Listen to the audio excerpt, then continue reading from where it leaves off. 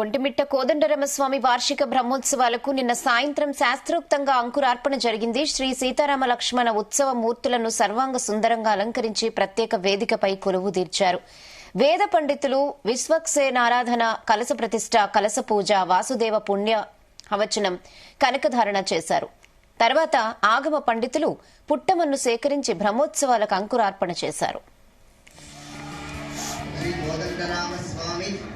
సన్నిధౌ వర్తమాన వ్యావహారిక చాంద్రమాణేన ప్రభవాది సృష్టి సంవత్సరాణాం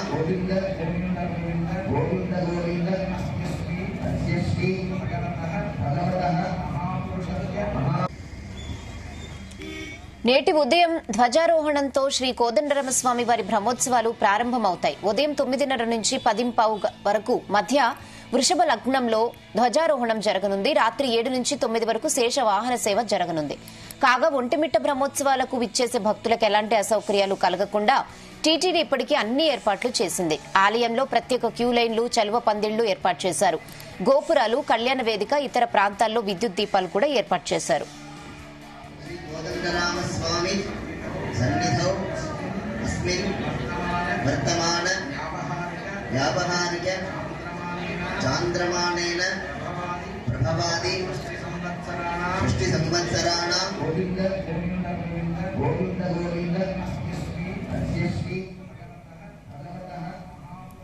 ఈ నెల 11న రాత్రి 8 నుంచి 10 గంటల లోపు స్వామివారి కళ్యాణం నిర్వహిస్తున్నారు. అన్ని ఆలయాల్లో భిన్నంగా ఒంటిమిట్టలో శ్రీరామచంద్ర స్వామివారి కళ్యాణం రాత్రిపూట నిర్వహిస్తారు.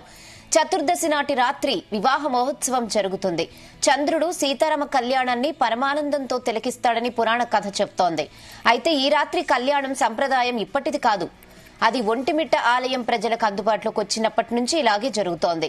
అన్ని రామాలయాల్లో నవమి రోజున కళ్యాణం నిర్వహిస్తారు. అది పగటిపూట జరుగుతుంది. కానీ ఒక్క ఒంటిమిట్ట కోదండ రామాలయంలోనే రాత్రిపూట రాములోరి కళ్యాణం జరుగుతుంది. అందుకు అన్ని ఏర్పాట్లు చకచకా జరుగుతున్నాయి.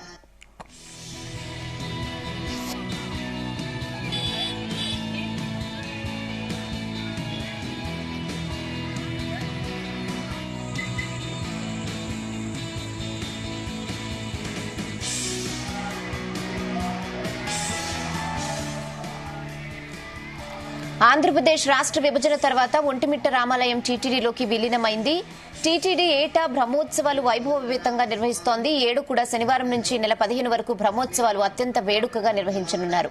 తొలి రోజున అంకురార్పణతో బ్రహ్మోత్సవాలు ప్రారంభమయ్యాయి. ఈ సందర్భంగా ఒంటిమిట్ట రామయ్య క్షేత్రం ప్రత్యేక కళను సంతరించుకుంది.